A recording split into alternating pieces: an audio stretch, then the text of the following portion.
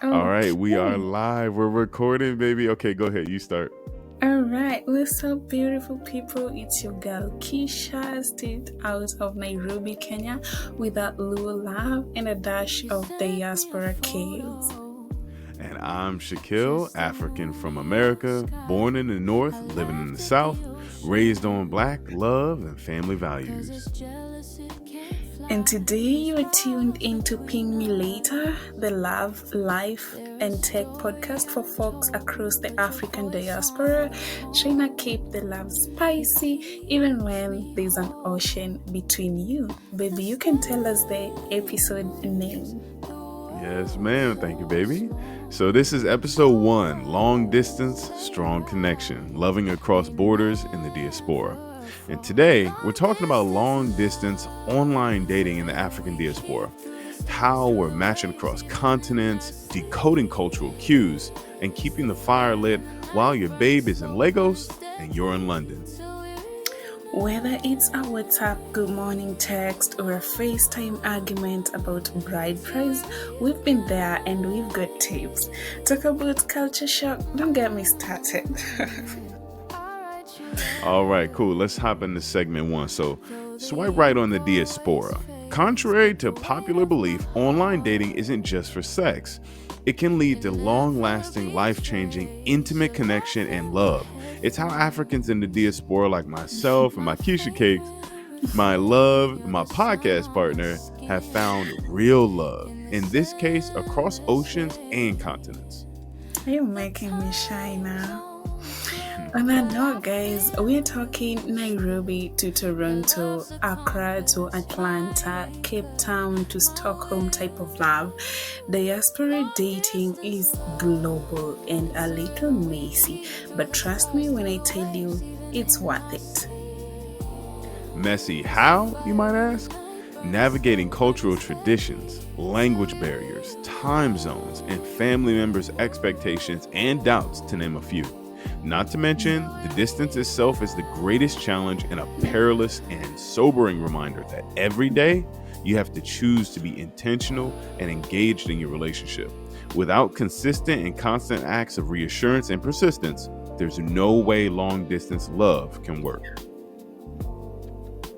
Now, Okay. when it comes to the pros, you want to think about reconnecting across the Black world, right? So, though Ping Me Later is open to everyone who's dealing with the experience of long distance love, both Cakes and I are Africans, and she's from Kenya and I'm from America. So we acknowledge the necessity and the beauty of protecting and empowering and fostering the growth of Black love and Black families. We can also talk about cultural alignment, the food, the music, the values.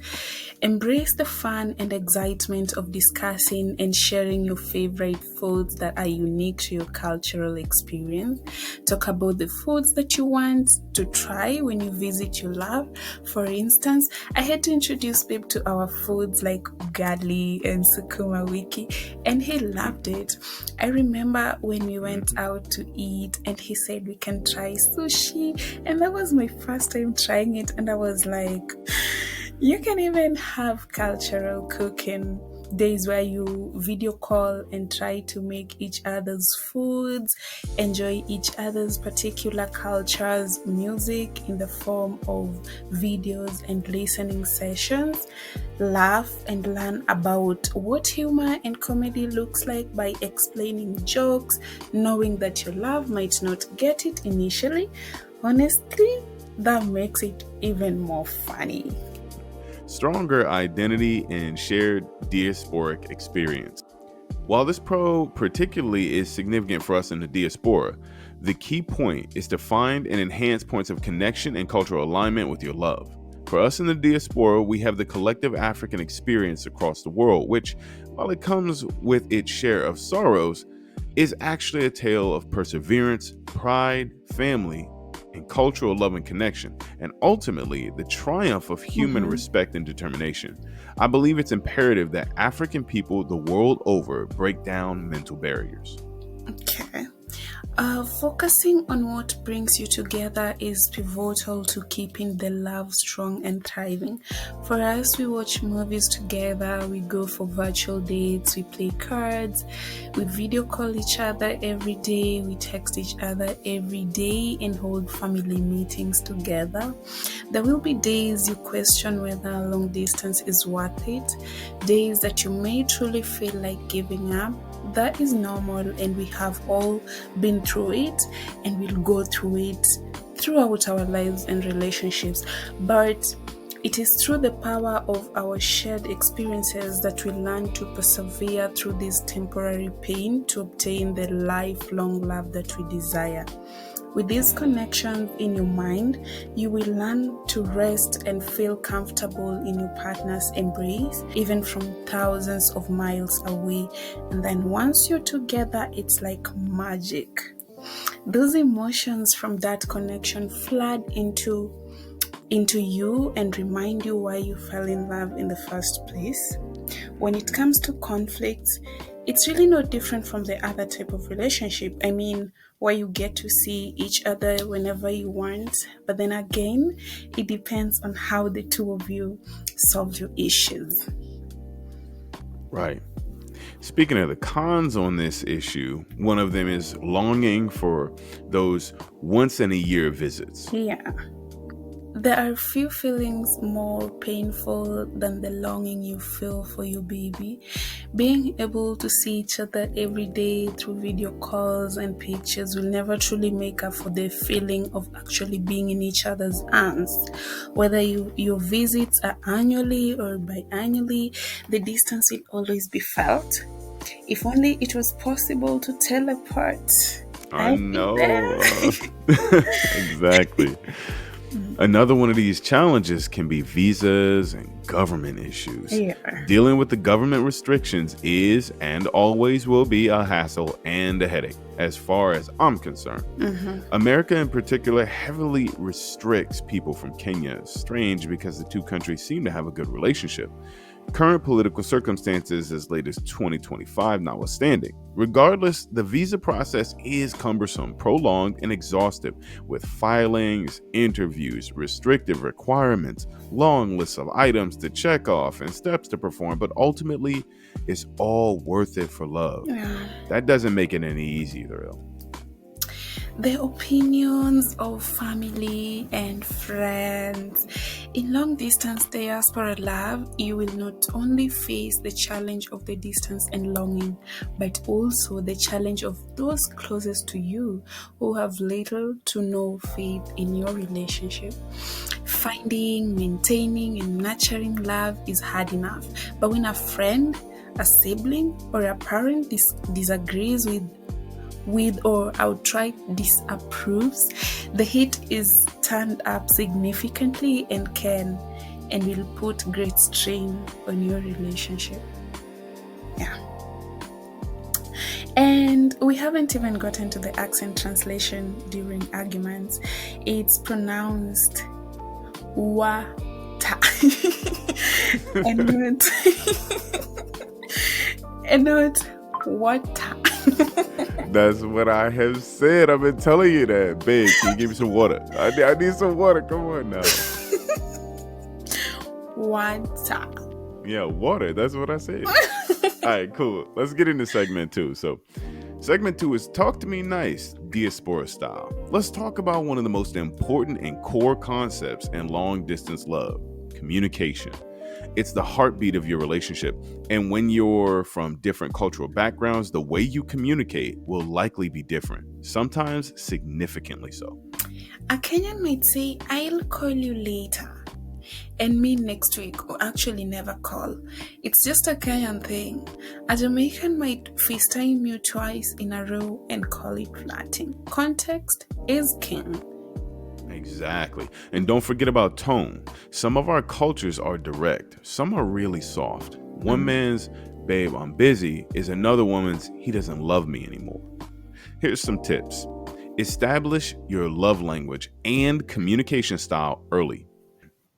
Talking about how you both expect to be spoken to is fun, engaging, and educational, as it lets you deepen your connection while learning more about what makes your partner feel safe and satisfied. Clarify meanings. What does soon mean to you?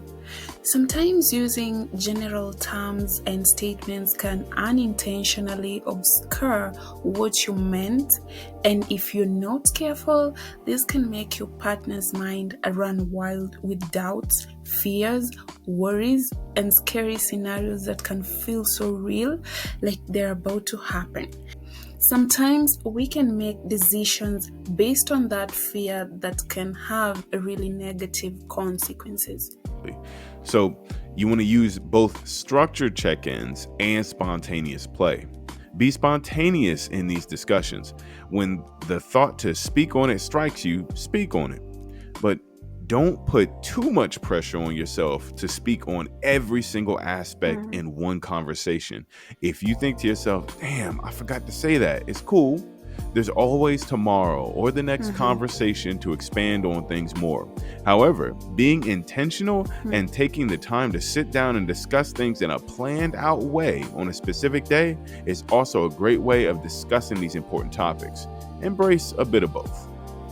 Yeah, be sweet, be clear, and yes, learn how to say I miss you in their language.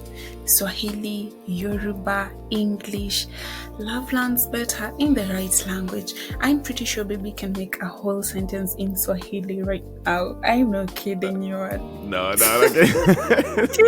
This woman has been struggling to teach me Swahili for over 2 years. It's over 2 years. It's crazy. All right, cool. Now let's get into segment 3. Culture clashes and conflicts. Now, even when your communication is on point, you're 100% going to have conflict in any relationship. It is a foregone conclusion. The key to a successful relationship is never to have conflict. It's in how you and your partner handle it together and separately that makes the difference. When you're dating across the diaspora, it's even more likely culture clashes are going to happen and are real. And sometimes these clashes can be external. They really don't have to be internal all the time. For instance, maybe his mom expects him to marry someone from back home.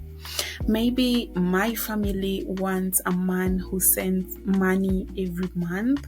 Maybe you'll just disagree on who cooks and who leads. I mean, there are a lot of conflicts, yeah. You got to be ready to listen without immediate reaction. Conversation derailing judgment, right?